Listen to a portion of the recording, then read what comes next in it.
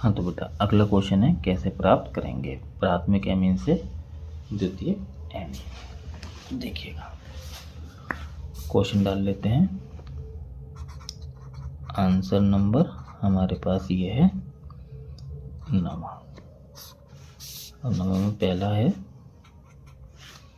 प्राथमिक एमीन से द्वितीयक एमीन। तो देखिए प्राथमिक एमीन हमारे पास होती है RNH2। इसकी रिएक्शन हम एल्किल क्लोराइड से करा देते हैं। तो HCl से रिएक्शन कर HCl निकल जाता है, यहाँ RNH बचता है और ये वाला R बचता है। तो ये हो गई प्राइमरी एमीन और ये हो गया सेकेंडरी एमीन। अगला है ग्लूकोज से सॉर्बिटॉल। ये एक इम्पोर्टेंट रिएक्शन है, इसकी प्रैक्टिस करके जाइएगा। ग्लूकोज का सूत्र हमारा ये है CHO CHOH का होल 4 CH2OH। इसका हम अब चेन करते हैं Ni के प्रेजेंट में निकल की से।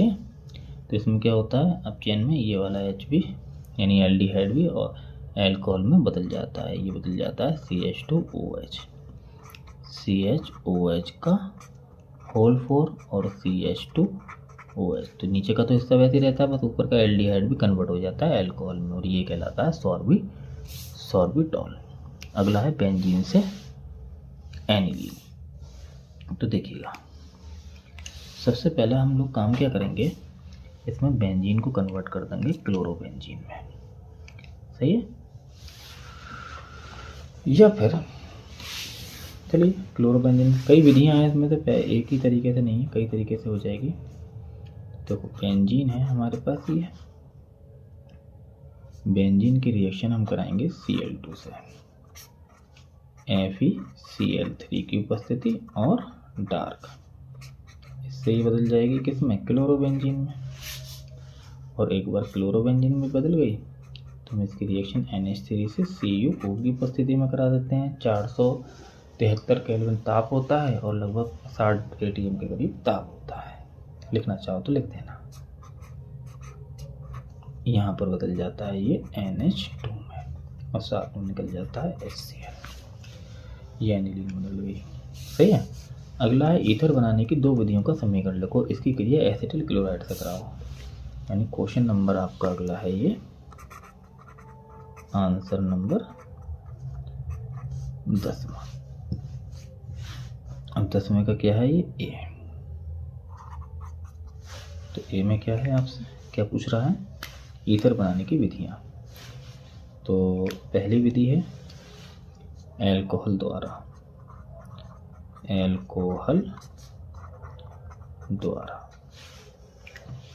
तो ये एल्कोहल में क्या करते हैं, कोई एल्कोहल ले लेते हैं ROH और इसके साथ में इसके ऊपर क्या डालते हैं कंसंट्रेटेड H2SO4 और 140 डिग्री सेंटीग्रेड पर गर्म करते हैं। तो इससे ROR प्राप्त हो जाता है, साथ में बन जाता है H2।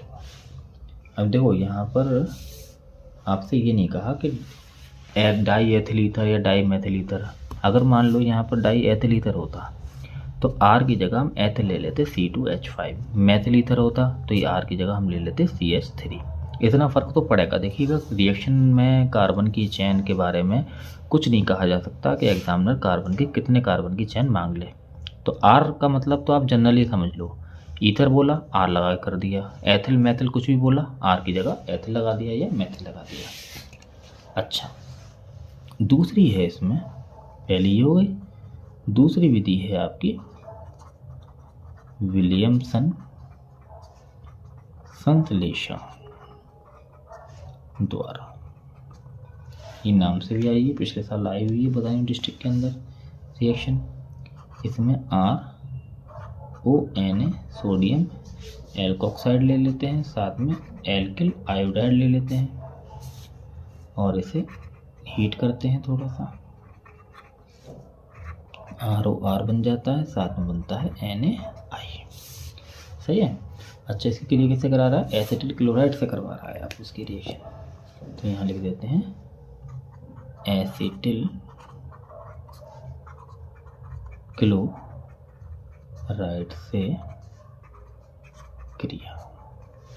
तो एसिटिल क्लोराइड से क्रिया अगर हमने इसकी कराई तो यहाँ CH3COCl की रिएक्शन एसिटिल क्लोराइड से ROR, तो ये इससे रिएक्शन कर RCl बना लेगा और जो बचेगा वहाँ पर हम इसे जोड़ेंगे CH3COO और R।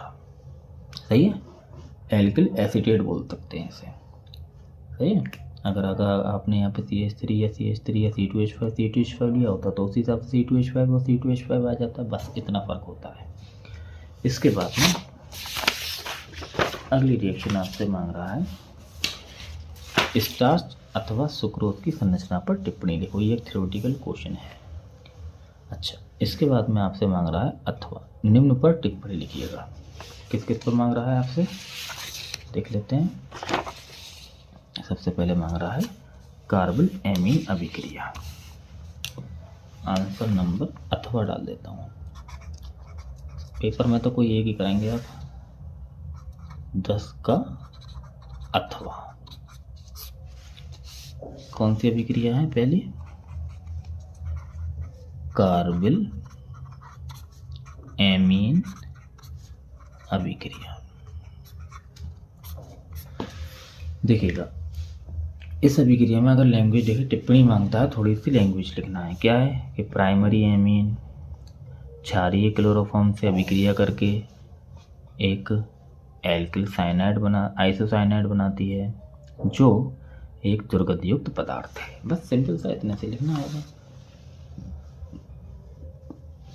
अब प्राइमरी एमीन ले लेते हैं कोई सी, मान लीजिए मैंने एथिल एमीन ले लिया, NH2, यहाँ आप एनिलीन भी ले सकते हो, CHCl3 ले लिया क्लोरोफॉर्म, और क्षारीय है तो KOH ले लिया, गर्म भी करा जाता है इसे, तो इससे बनेगा C2H5NC आइसोसाइनाइड। K जो है वो Cl से रिएक्शन करके क्या बनाएगा, KCl, और क्षार है तो इसमें जल तो निकलेगा H2। बैलेंस करने के लिए Cl3 है, यहाँ 3 लगा दिए, 3 पोटेशियम है, 3 लगा दिया, 3 ऑक्सीजन है तो यहाँ पर 3 लगा दिए। इस तरीके से रिएक्शन आपकी पूरी हो जाएगी। अगली रिएक्शन है आपकी HVZ। सही है, ये इस नाम से भी पेपर में आ सकती है, हेल होलार्ड जेलेंस्की। काफ़ी बड़ा सा नाम है इसका और शॉर्ट में भी आया हुआ है, लेकिन रिएक्शन बहुत सिंपल सी है। एसिटिक अम्ल लेते हैं CH3COOH, इसकी रिएक्शन क्लोरीन से कराई जाती है और लाल फास्फोरस की उपस्थिति में, लाल लिखना चाहो लिख देना, और इसके जितने भी अल्फा हाइड्रोजन होते हैं यानी क्रियात्मक समूह से जुड़ा पहले कार्बन जो है उसके हाइड्रोजन वो सारे प्रतिस्थापित हो जाते हैं Cl द्वारा, और ये बदलता है CCl3COOH और साथ में बदलता है आपका HCl। 3 बनेंगे और यहाँ पर भी 3 लगाएंगे और ये बनेगा ट्राइक्लोरोएसिटिक अम्ल। अच्छा, अगली रिएक्शन है एनिलीन का नाइट्रीकरण। ये थोड़ी इंपॉर्टेंट है और बड़ी रिएक्शन भी है बेटा, तीसरे नंबर पर है एनिलीन का नाइट्रीकरण। अब देखिए नाइट्रीकरण एनिलीन का सीधी तरीके से संभव नहीं है। रीज़न ये है कि एमिनो समूह जो होता है वो नाइट्रिक अम्ल के द्वारा ऑक्सीकृत होकर NO2 समूह में कन्वर्ट हो जाता है। तो हम करते क्या हैं, पहला स्टेप हम ये करते हैं कि जो NH2 समूह है इसे हम ढकते हैं CH3COCl द्वारा। तो इससे क्या होता है कि हमारे पास यहाँ NHCOCH3 एन फेनिल एसिटामाइड बन जाता है। और अब इसका कराते हैं हम नाइट्रीकरण HNO3 से कंसंट्रेटेड H2SO4 की उपस्थिति में। ऑर्थो पैरा निर्देशीय आप केवल ऑर्थो भी बना लेना पेपर में तो भी काम चल जाएगा, NHCOCH3, और इसकी इस पोजीशन पे आ जाता है NO2।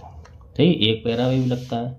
अच्छा, उसके बाद हम इसका ये वाला ग्रुप हटा देते हैं, और हटाने के लिए हम लोग इस्तेमाल जो करते हैं वो H2O के द्वारा जल अपघटन करा दिया जाता है HN की प्रेजेंट में।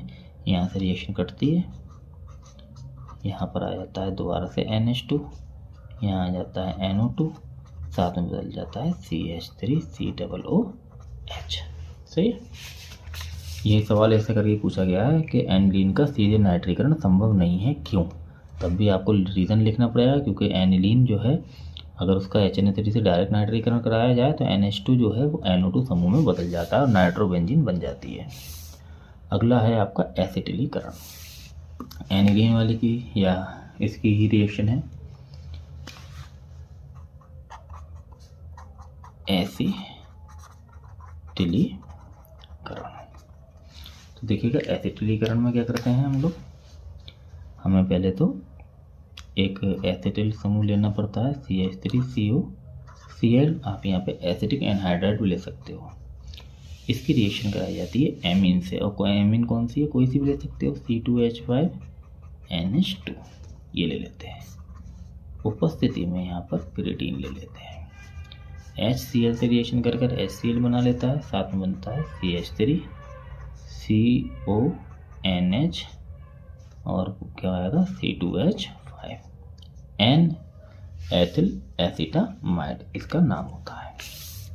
अगला है रोज़ेनमुंड का अपचयन। जितने भी एल्डिहाइड प्राप्त करने की विधियां हैं उसमें रोज़ेनमुंड का अपचयन सबसे ज़्यादा ज़रूरी होता है। रोज़ेनमुंड का क्या है, अपचयन। तो रोज़ेनमुंड के अपचयन में करते क्या है हम लोग,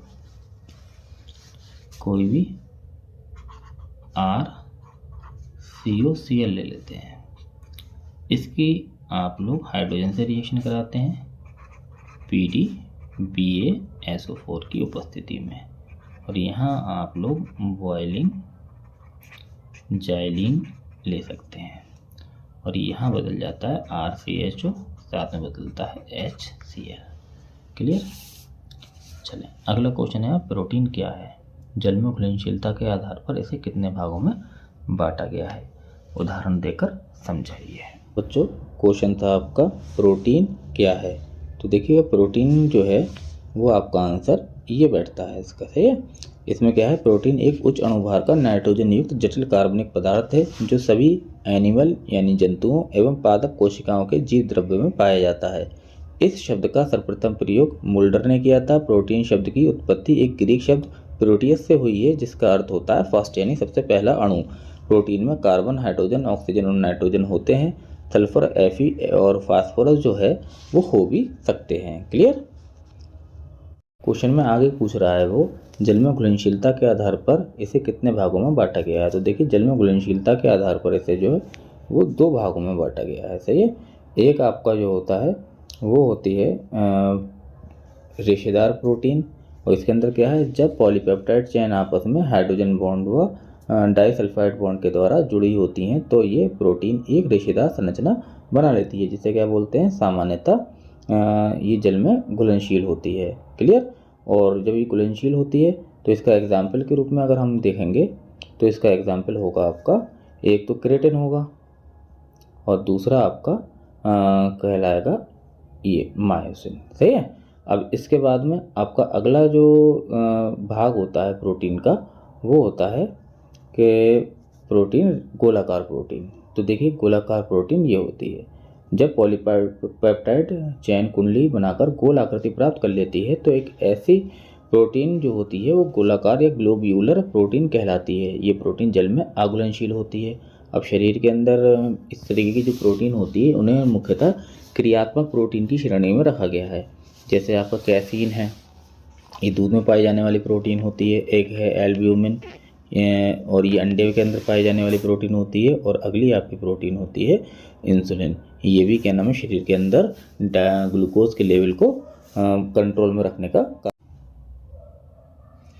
और इसी के साथ ये आपका सेट A3 कंप्लीट होता है।